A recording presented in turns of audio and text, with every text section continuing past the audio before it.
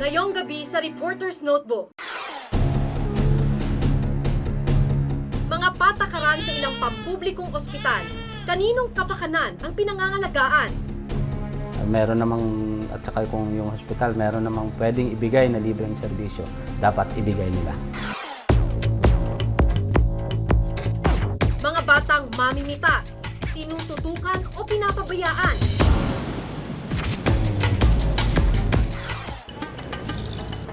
At mga party list representative, kinatawan ng mga mamamayan o ng iilan?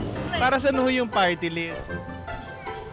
Ang party list ko nga bubutuin kasi yung buhay party list. Kumukontra sa gobyerno natin. Ayun kay, may Bisaya, ganon. Personal naming inalam, Sinaliksik ang bawat anggulo. bawat detalye, kinumpleto. Ang lahat ng yan nakatala Sa Reporter's Notebook.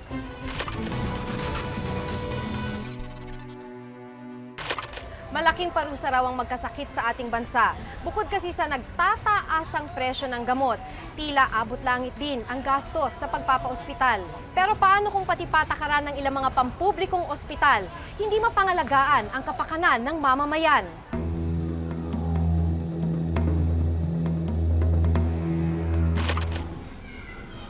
Madalas ganito nag-uumpisa ang araw nila Aling Rowena at ng isang taong gulang niyang anak na si Ariana. Tinitipid niya ang isang bote ng gatas para umabot sa buong araw. Umpisa na naman kasi ito ng paglapit kung sino-sinong politiko para lang maipagamot ang anak na may hydrocephalus. Nasa pinakahuling stage na siya. Yung puno na daw yung tubig, tapos yung utak niya, maliit na daw po yung utak niya. Nababalot na yung puno na ng tubig. Walang trabaho si Rowena. Iniwan siya ng kasintahan nang makitang itsura ng kanilang anak. Kaya ngayon, solo siya sa pagtataguyod ng bata. Senado ang balak nilang puntahan ngayon ng kanyang mga kasama. Dala ni Aling Rowena ang nanlalatang si Ariana dahil wala daw siyang mapag-iwanan nito. Kasi hindi po ako kumakain. Talaga po tinitiis ko na magutom basta para lang may pamasahe ako na pumunta sa hospital.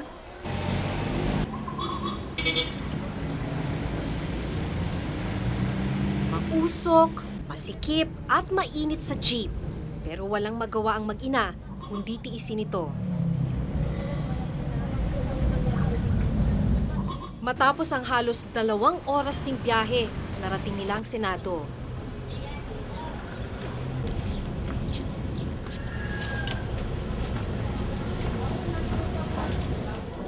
Makihintay na lang po kasi yung signatory, wala pa ho siya, baka may meeting sa labas.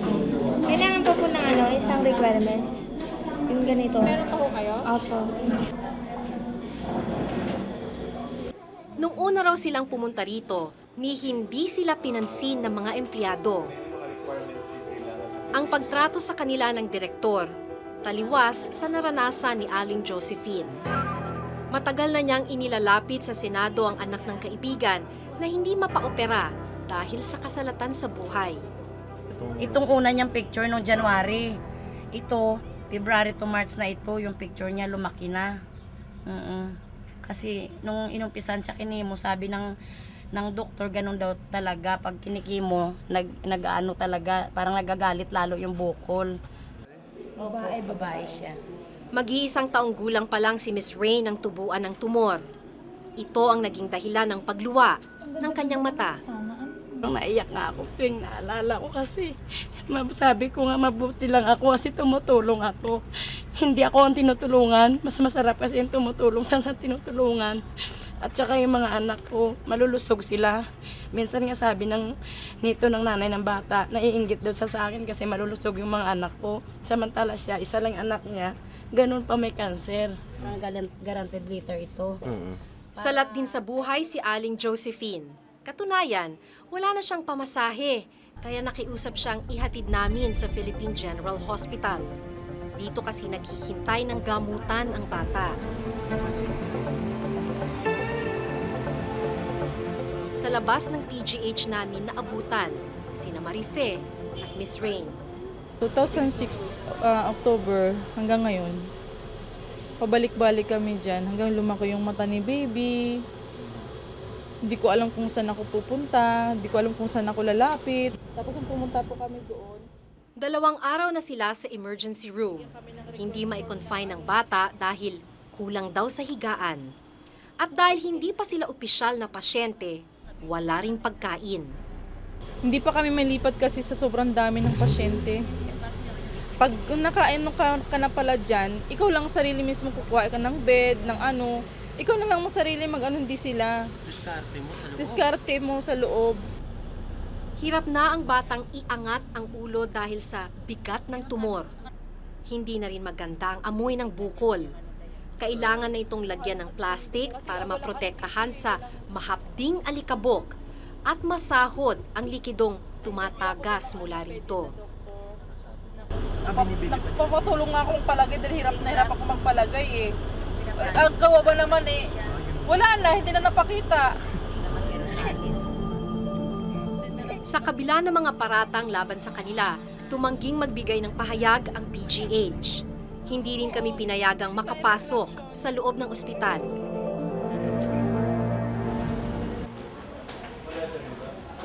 Sa Amang Rodriguez General Hospital naman, hindi nawawala ng bantay ang pintuan ng OB/GYN ward. Isa sa pangunahing responsibilidad ng security guard, tiyaking walang makapuslit na pasyenteng hindi pa nakakapagbayad ng hospital bills. Hindi pa po. Ano po? Sa silid na ito, nagsisiksikan ang mga nanay na walang pambayad. Mainit sa loob ng kwarto ng mga bagong panganak na sanggol. Sira ang aircon. Isa lang ang electric fan na pinaghahatian ng lahat ng pasyente sa kwarto. Si Merlita Daniel, 5 araw nang nakakulong sa kwarto nang aming makausap. Panganay niya ang kanyang isinilang na sanggol. Bukod sa init, matinding gutom ang tinitiis ng mag-ina sa loob ng ospital. Wala na po akong pagkain, wala na pong ano yung baby ko. Wala nang gamit. Wala kang pagkain. Kasi hindi na po kasali sa rasyon, palabas na po kasi. Pag nakaano na pong ilalabas na, hindi na po kasali sa rasyon ng pagkain. Bihirang nakakapagtrabaho ang asawa kaya gipit na gipit sila. Naiyak na lang po.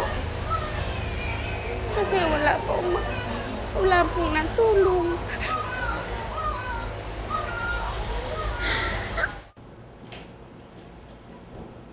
Itinanggi naman ng administrasyon ng ospital na ginigipit nila ang mga pasyente. Pagka yung ganyan na hindi sila pinalalabas, kasi kung minsan hindi naman nakikipag-coordinate ang mga pasyente. So, siyempre, ang nangyayari diyan, they just claim na ayaw silang palabasin. Siyempre, meron silang bill. Meron kami kasing gwardiya doon sa ward. In order for them na maiwasan yung absconding or yung pagtakas ng mga pasyente. Ayon sa Health Alliance for Democracy o HED, ang ugat ng mga mapaniil na pulisiya ng mga pampublikong ospital ay matutunton sa limitadong budget at resources. Lahat ng pampublikong ospital, tinayo yan para sa iisang layunin. Pagsilbihan yung mahihirap, yung mga hindi kayang magbayad sa pribadong hospital. Pero dahil nga sa mahabang panahon na hindi naman dinadagdagan yung budget nila, walang mga bagong equipment o walang suportang ibinibigay sa pangkabuuan ng pamahalaan, napipilitan niyang mga ospital na yan humanap ng paraan para magpatuloy yung serbisyo nila. We will call their attention na dapat ipaigtingin nila yung kanilang assessment ng mga pasyente at dapat talagang they should stick to the policy na yung mga hindi makakabayad, walang kayang magbayad, meron namang, at saka kung yung hospital, meron namang pwedeng ibigay na libreng serbisyo, dapat ibigay nila. Sa kabila nito, madalas ang mga pagkakataon na sa pagkakasakit, hindi lang kalusugan ang naaapektuhan, kundi pati na rin kabuhayan. Ang kakausapin natin, mag-asawang nakatira sa waiting shed sa labas ng ospital, dito na sila nakatira para lang makapagpagamot. Ay, hello po. Ako po si Maki. Ang mag-asawang Rodolfo at Elisa Orhe, lagpas 1 taon nang nakatira dito sa labas ng orthopedic hospital. Bakit po kayo nandito sa labas ng ospital? Siya po, inabutan na siya rito ng stroke. Humingi ako ng tulong. Sabi po, ma'am, ng doktora sa akin, oh, Manong, misis mo, iyan natin, x-ray natin, kukuha natin siya ng ano. Kako, ma'am, wag muna, ma'am. Bakit? Bakit, Manong? Wala pa kaming pera ka. Yun. Tumawag ako sa Panginoon Diyos. Humingi ng tulong kako. Wag naman sana mangyari, Panginoon. Buhayin din yung misis ko. Yun. Uuwi kami, wala naman kami umuwian doon, bahay. Yung aming maliit na kubol na pinagbili niya para makaluwas kami dito. Si Lola Elisa may sakit sa puso at naparalisa ng minsang atakihin. May libreng therapy sana ang orthopedic hospital pero dito mapakinabangan ni Lola dahil kailangan daw munang gamutin ang kanyang high blood.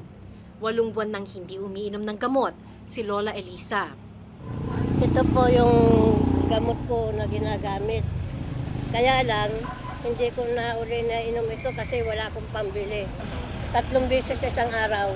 So pong isa? Itong sa puso, 1 beses lang sa isang araw. Itong sa vitamina sa buto, 3 beses. Maging si Lolo Rodolfo, sakitin na rin. Operado siya sa spinal cord at mahina na rin ang kanyang atay. Pero tuloy ang paghahanap ng paraang mabuhay. Swerte pa raw sila ngayon at nakahingi na sila ng kapirasong isda para sa pananghalian. Karaniwan kasi, nagkakasya na lang daw sila sa kanin at sabaw. Dito naghihintay ang mag-asawa na makamit ang gamutang minimithi nila.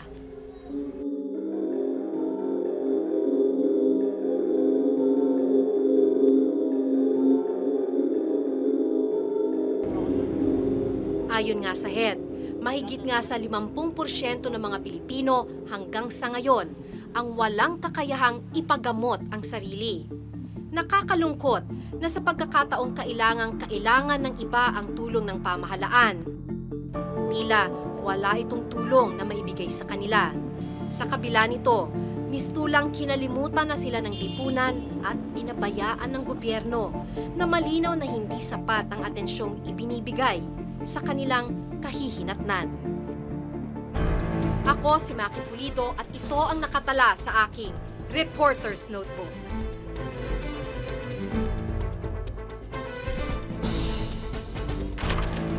Di ko inakala na kahit may nakatutok na kamera, walang takot si Junior na namitas.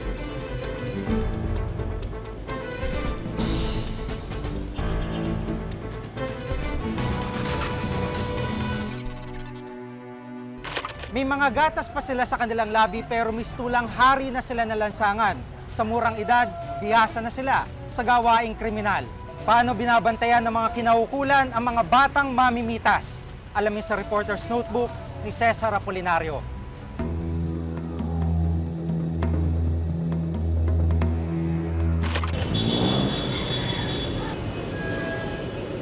Isang ordinaryo at tipikal na araw sa Blooming Treat, Maynila.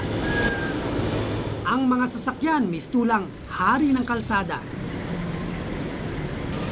Kaya anumang oras nakaamba ang disgrasya. Pero para sa mga batang ito, ang kalsada mistulang playground nila. Dito nila pinapalipas ang maghapon sa pakikipaglaro at pakikipagpatintero sa mga sasakyan.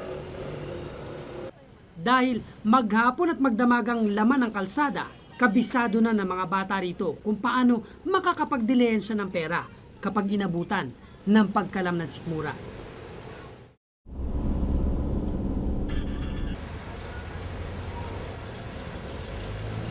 Karaniwang estilo ang pag-akyat ng jeep at pagpupunas sa sapatos ng mga pasahero.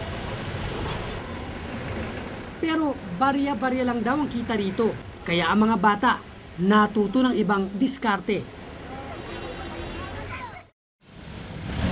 Unay sasampa sa driver's side ng jeep.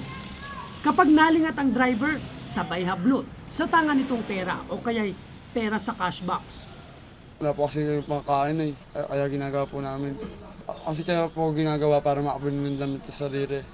Ay, di na ako nga sa nanay ko, malaki na po ako eh. Saka mayroon yung nanay ko. Kaya ano po buwan sa sarili ko. Kahit kaya siya nakaw. Sa unang tingin, naakalaing mga karaniwang bata lang sina Buboy, Junior at Jo Marie. Pero sa likod ng itsura ng mga inosenteng batang ito, nagkukubli ang isang madilim na sikreto.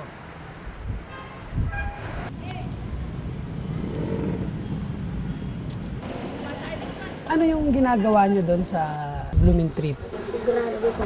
Nag-rugby ka din? Ikaw? Backride. Tricycle po. Ikaw? Hindi po.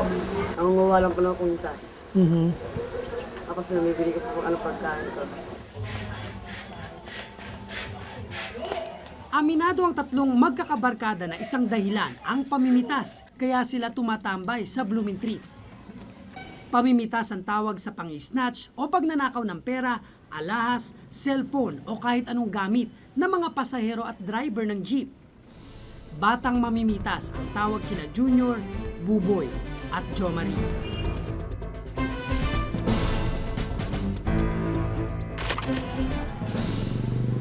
Ay ka, sabog ka, sabog. Paikot-ikot ka lang po kung saan natin yung pasahero doon ka, sama-sama.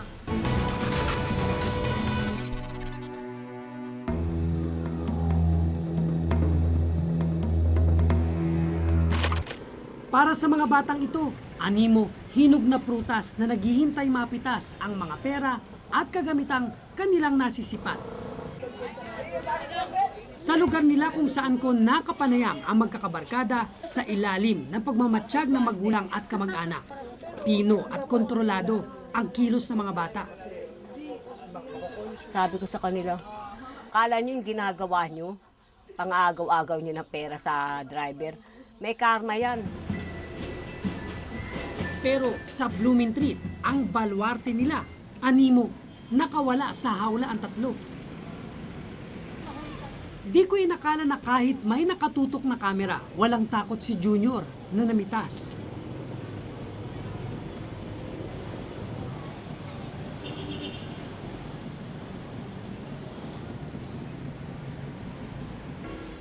Pero nang lapitan siya at tanungin, itinanggi nitong may napita siya.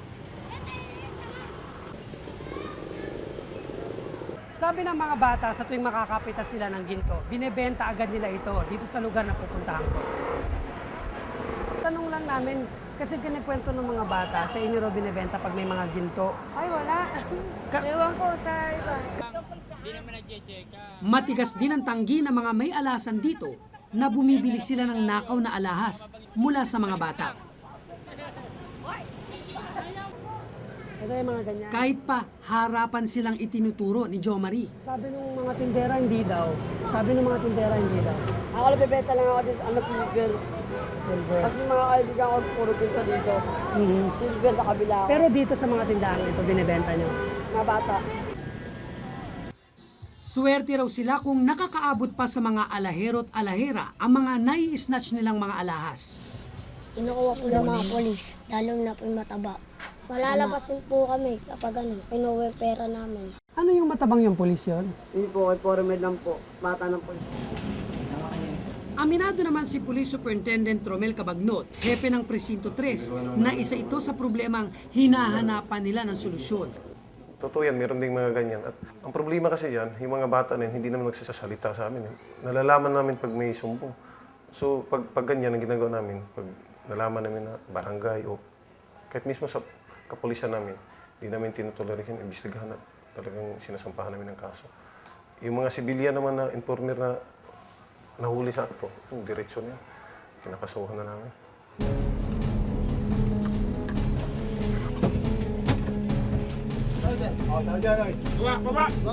Tatlong beses sa isang linggo kumagsagawa ng anti-crime operation ang kapulisan ng Maynila. Sa pagkakataong ito, tila itinago ng gabi ang mga bata. Wala ni isang batang napasama sa hulihan. Yung mga bata pa nga, tinatawag namin yan sa DSWD. Minsan nga sumasama sila sa amin. Automatic, pagdating dito, kukunin yung pangalan, i-check yung record, tapos turnover sa kanila. Pero pag turnover namin sa DSWD, di na namin alam anong kasunod nun. Minsan nga nakikita namin, ito na naman, ulit-ulit.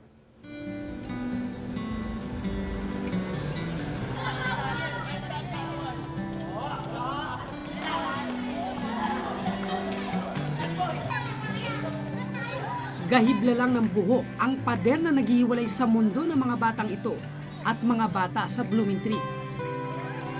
Lahat sila rito, minsan ding itinuring na tahanan ang lansangan. Pero ang malaking pagkakaiba nila, ang mga bata rito, unti-unting natututong muling mangarap. Simula po bata ako, hindi po ako nakapag-aral 15 anyos na si MJ pero sa darating na pasukan, first time pa lang niyang makakatuntong ng paaralan.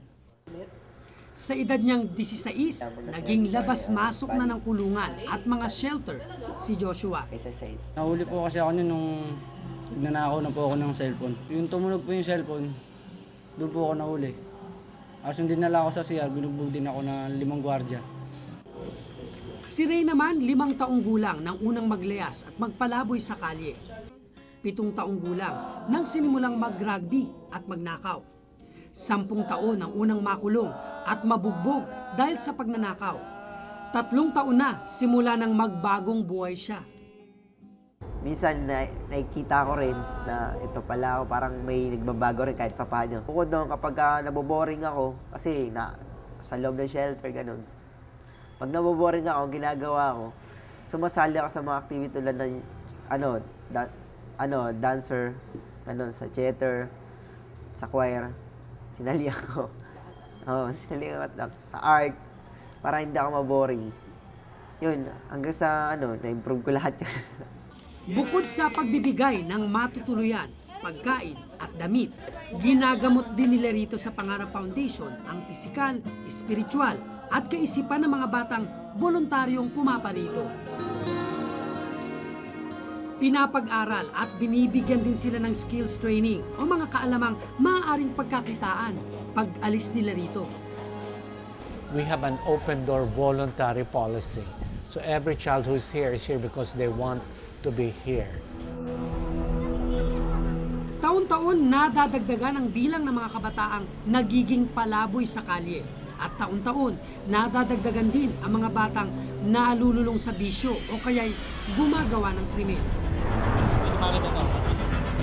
Tunay na mabagal ang paglalakbay tungo sa pagbabago at pagbangon.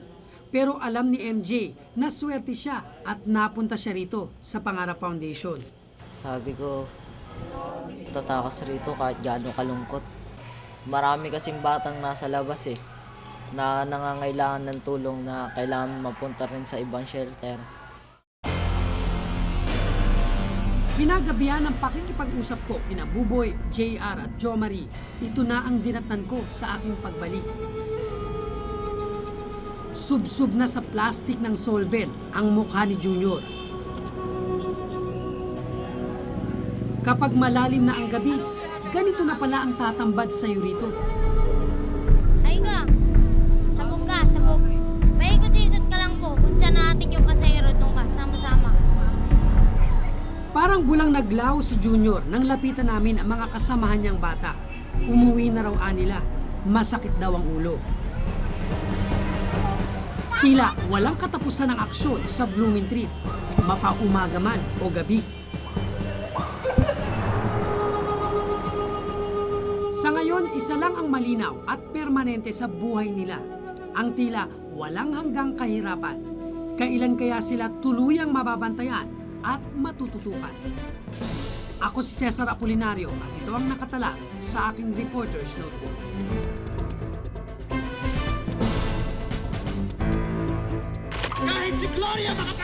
Tanong ko sa'yo, kayo ang nasa media, ano ba talaga ang papel ng party list para sa taong bayan?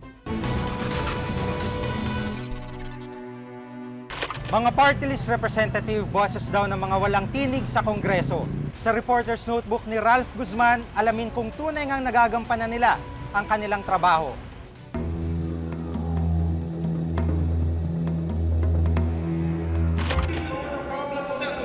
Mr. Speaker, I appeal the ruling of the chair. I appeal the ruling of the chair, Mr. Speaker. Point of Do not proceed. You have violated. The gentleman on the floor is out of order. 9 na taon na ang party list representatives na umuupo at nakikidebate sa Kongreso. Pero hanggang ngayon, tila hindi pa rin nararamdaman ng karamihan ang silbi ng mga party list. Nagpapatanggal ng mga tao sa mga nakapwesto. Grupong waray. Ilonggo kami sir, hindi kami waray. Kumukontra sa gobyerno natin. Hindi kasi ako pamilyar sa mga ng party list, kaya wala akong masabi. Diyan sila kumikita. Yun lang. Tanong ko sa'yo, kayo ang nasa media, ano ba talaga ang papel ng party list para sa taong bayan? Noong 1995 nang isabatas ang Republic Act 7941 o Party List System Act. 1998 nang simulang iboto ang mga party list. Mga ganap ding kongresista, pero imbes sa distrito, mga tinatawag na marginalized sector ang kanilang pinagsisilbihan. Mga marginalized sector, yung mga sektor na sa paningin natin ay hindi nakakapag-participate sa mainstream politics. These are the poor people, yung mga hindi makapag-participate sa mainstream politics natin. No? Sapagkat alam natin sa mainstream politics, kailangan na meron kang maraming pera upang mag-mount ng isang campaign.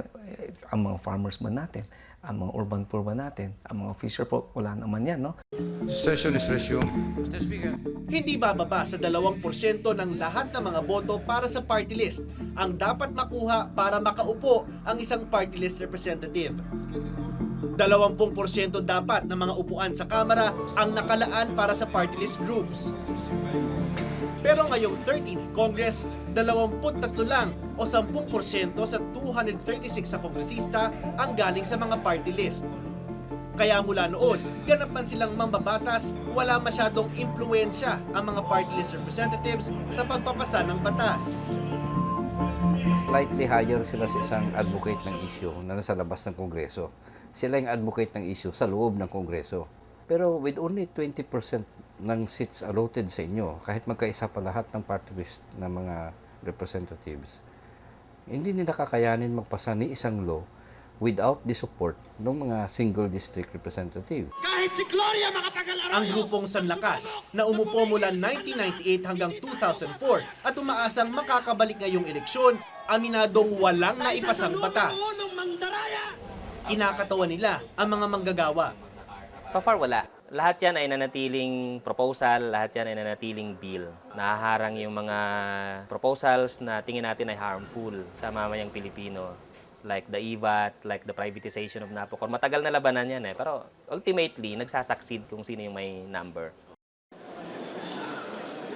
Tulad din ng mga karaniwang kongresista, may pondo o pork barrel ang mga party list group. 40 million pesos ang kanilang nakuha nung isang taon. Ayon kay Mon Casiple ng Institute for Political and Electoral Reforms, ang pondong ito minsan ang pinag-uugatan ng kontrobersya sa mga party list. Iba pa yung usapin na yung pork barrel itself masama, no? Nagagamit na source ng corruption. Pero at least sa level ng party list, naging source ito ng ready funds na mabibigay nila sa marginalized sectors. Sa kaso ng SIBAC o Citizens Battle Against Corruption, mula 2001, sa mga programa raw nila napupunta ang pondo. Sinasabing isang multi-sectoral party list ang SIBAC. Nire-representa umano nila ang boses sa mga tao na lumalaban sa katiwalian. Tayo po ay merong 1,230 scholars all over the country. Meron po tayong 40 hospitals and DSWD office all over the country. We have been helping our farmers, our young people, mga youth centers, ang ating mga barangay levels, sa ating mga LGUs. Tinutulungan po natin sila. Dahil survey mo, kabuuan na Pero hinaing ng SIBAC, mula 2005, inipit daw ng Malacanang ang kanilang pondo dahil sa pagpanig nila laban sa issue ng Hello Garci. Kami 205, 206, 207, ni Singkong Duling halos wala kaming makuha. Pare-pareho po yung project namin. For instance, scholarship. I have 1,230 scholars all over the country. Pare-parehong scholarship program yung aming proyekto. Pero sa kanila, priority, marirelease. Sa akin, hindi. Primarily because I signed the impeachment complaint. This is a matter that's between the congressman and the Speaker of the House of Representatives, as well as the Department of Budget and Management. We know that these are incorporated in the budget, and there are just rules for the disbursement of this type of funds. Ngayong paparating ng eleksyon at nagsulputan na parang kabuti ang mga kandidato sa pagka-party list, marami ang nagtatanong kung isusulong talaga ng mga ito ang pangangailangan ng mga maliliit o baka naman sa pansariling interes lamang. Ang party list na bantay ay isa sa mga pinaghihinalaang mula rin sa administrasyon. Ang kinatawan nito, si Retired General Jovito Palparan, iniuugnay sa ilang kaso ng extrajudicial killing sa bansa. Yun ang magiging focus. Depressed communities, mga nahihirapan at karamihan dito ay biktima ng kahirapan at biktima ng ating problema sa seguridad. Ang aso niyang si Bullet ang kanilang mascot, pero itinatanggi niyang tuta siya ng administrasyon. Wala akong kaalaman dyan sa akusasyon na yan. Kung ako ang tanungin mo, ay hindi naman kailangan magiging front ako ng administration. But of course, I will support yan. I will support the administration. Pero giit niya, huwag iboto ang militant party lists na nag-uugnay sa kanya sa mga pagpatay. Would you campaign against them? Yes, of course. Ito sinasabi ko na sa mga tao natin, huwag na tayong magpaloko sa mga yan. Kasi tuloy-tuloy tayong sasamantalain yan. At nakita mo naman sila pag nag-demand sa gobyerno ay hindi mo mahindian. Kasi kung hihindian mo sila, ay violence ang kanilang sagot. Ayon sa pag-aaral na isinagawa ng Institute for Political and Electoral Reform, epektibo ang party list group sa bansa. Isa sa nakikitang problema ay ang pagpili sa mga sektor na pinapayagang tumakbo. Tighten mo yung criteria para maliwanag kung sino yung ang papasok lang dyan. Other than that, yung buong sistema itself ng seleksyon ng mga parties plus yung kanilang pagkuha ng boto sa kampanya at pagdetermine ng seats ay mga problema. Hanggang ngayon, marami pa ring sektor ang hindi pa naririnig at nabibigyan ng pagkakataon na magsilbi sa kamera. Kagaya ng mga matatanda at may kapansanan. At marahil isa na nga rito ang akapin na hindi makaupo-upo kahit pa isa sila sa nakalistang marginalized sectors. Rinerepresenta nila ang mga may kapansanan. May kanya-kanya kasing area of assistance lang ang pwedeng ibigay ng isang NGO. No? Para for example, yung Office of Persons with Disability Affairs. Kailangan talagang maisabatas na yan nang sa ganun ay may isang opisina talaga sa lahat ng local government units para sa amin na siya nang mamamahala sa registration, siya nang mamamahala sa mga ibang mga pangangailangan. Instead na kung saan-saan pa kami opisina itinuturo. Ang pagpili sa party list representatives, singhalaga rin ang pagpili sa iba pang mga mambabatas. Kaya hindi sila dapat ipagwalang bahala sa araw ng eleksyon. Maging mapanuri at siguruhin ang mga mauupo ay tunay na galing sa mga sektor na di karaniwang nabibigyang tinig. Ako si Ralph Guzman at itong nakadala sa aking Reporter's Notebook.